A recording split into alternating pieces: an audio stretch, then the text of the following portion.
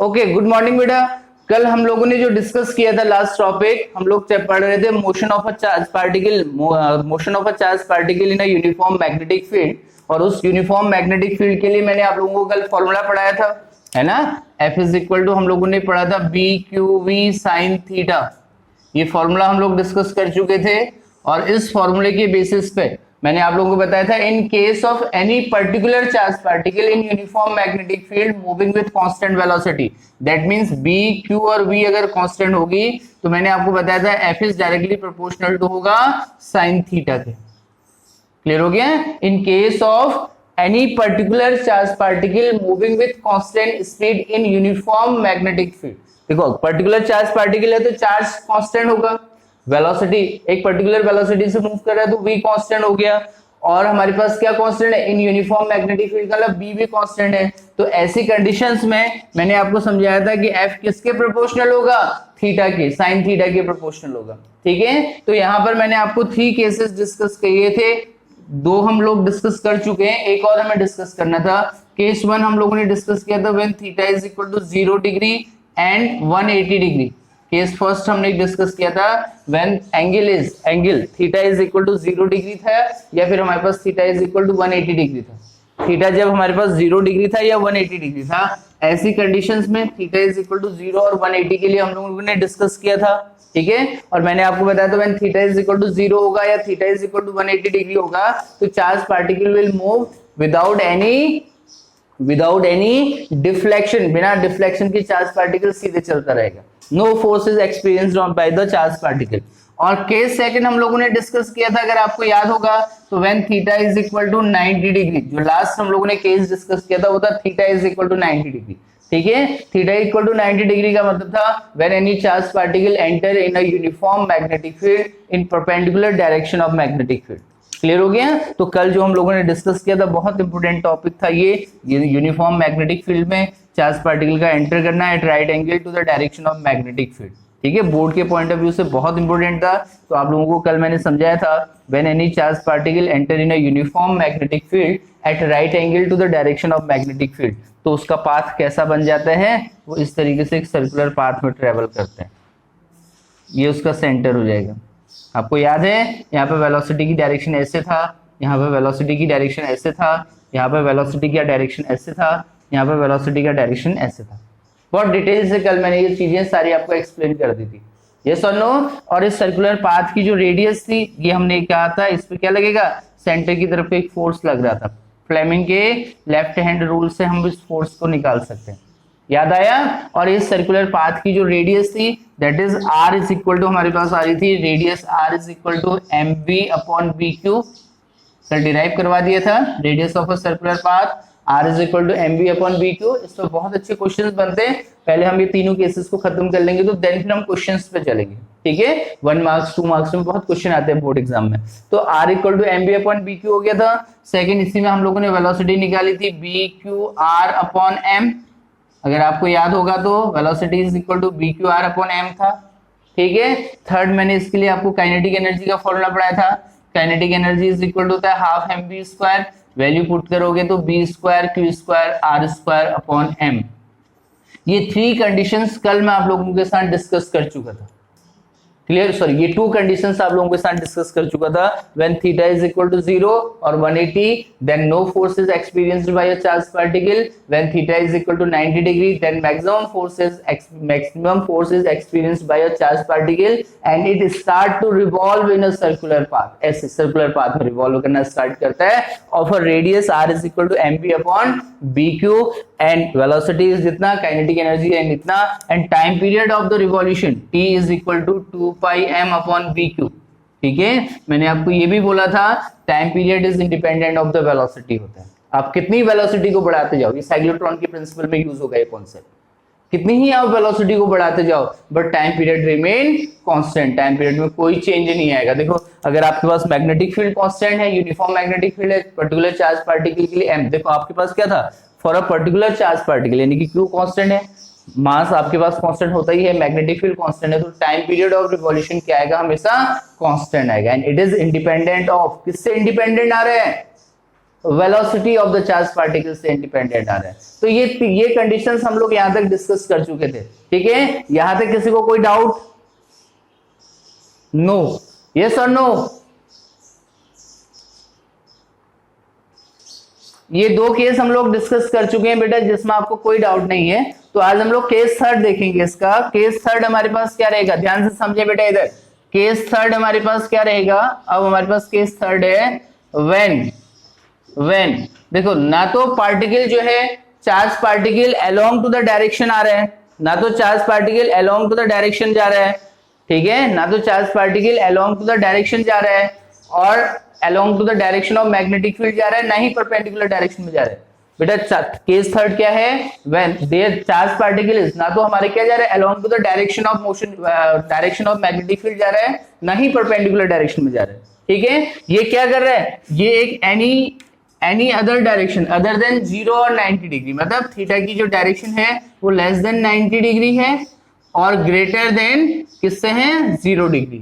मतलब थीटा की हमारे पास जो वैल्यू है वो 90 और 0 के बीच में है, ना तो along to the direction of magnetic field जा रहा है, ना ही perpendicular direction of magnetic field जा रहा है, एक किसी एनी अदर डायरेक्शन में जा रहा है, ठीक है। When theta is between 90 and 0 degree, that is हम मान लेते हैं थीटा कोई एंगल है जो 90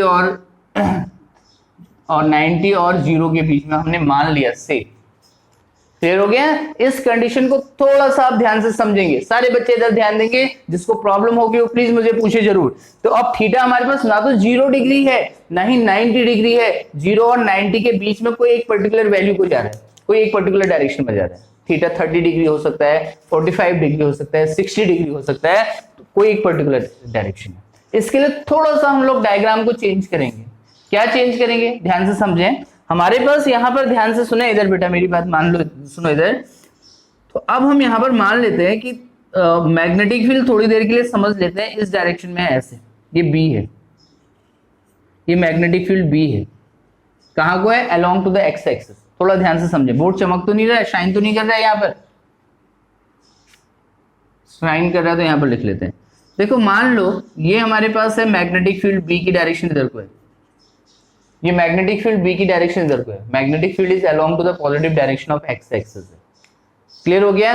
अब जो चार्ज पार्टिकल है वो ना तो ऐसे जा रहा है ना ही ऐसे जा रहा है, वो क्या कर रहा है, इस मैग्नेटिक फील्ड के साथ एक एंगल बनाते हुए जा रहा है, वेलोसिटी v वेलोसिटी के साथ थीटा एंगल बनाते हुए जा रहा है।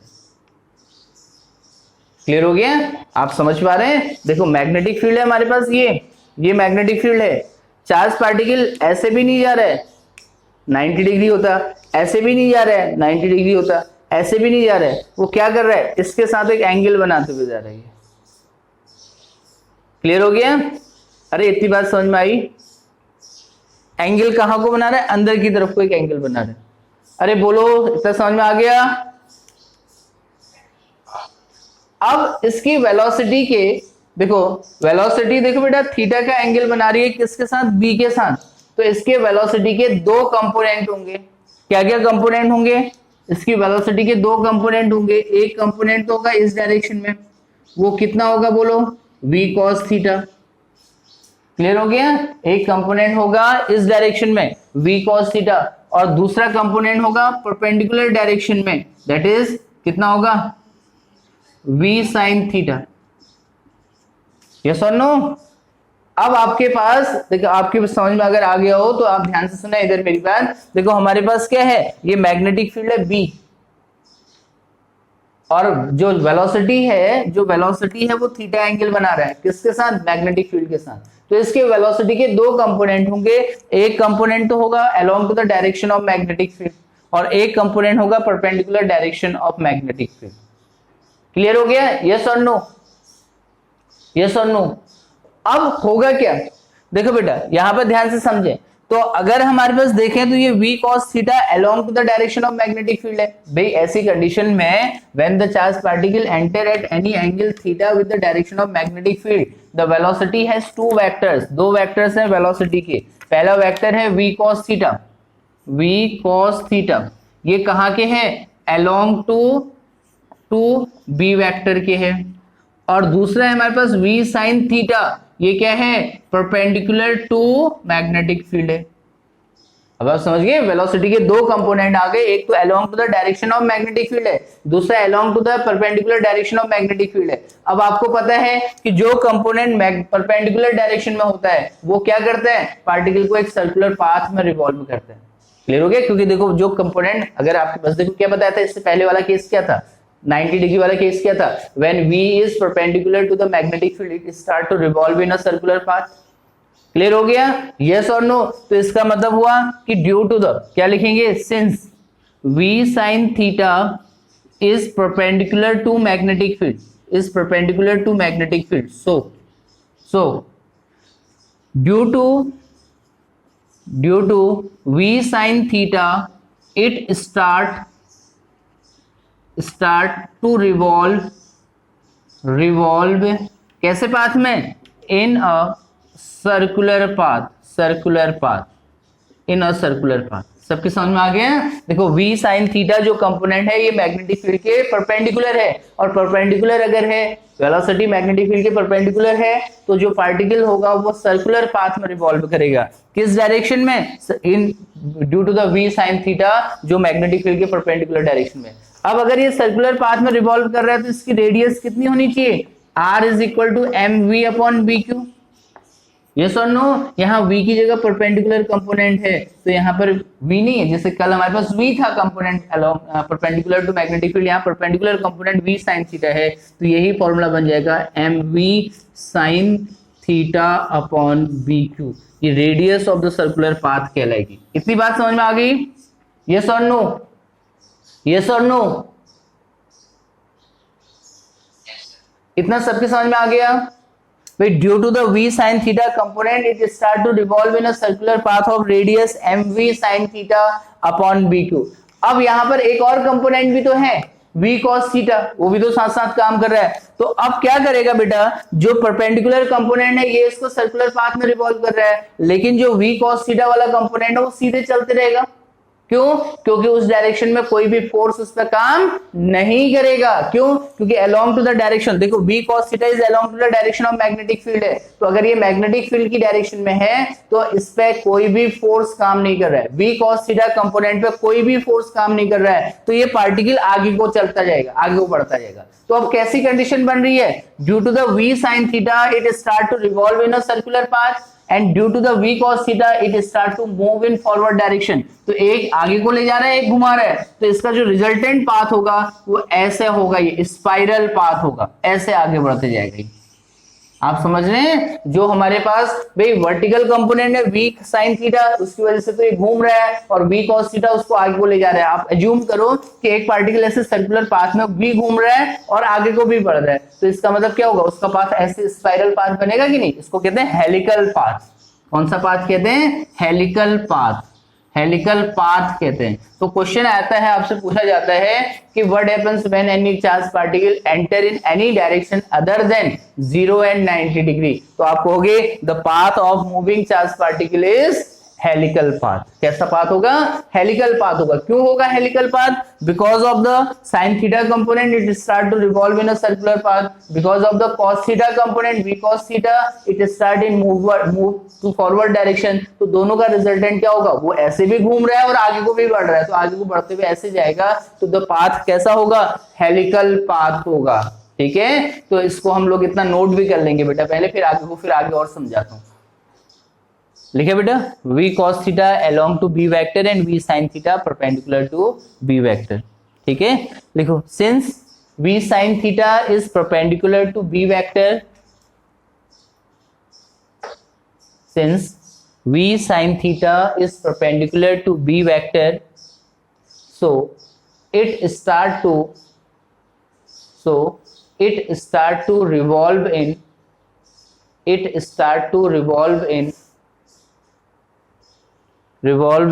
a circular path. It start to revolve in circular path of radius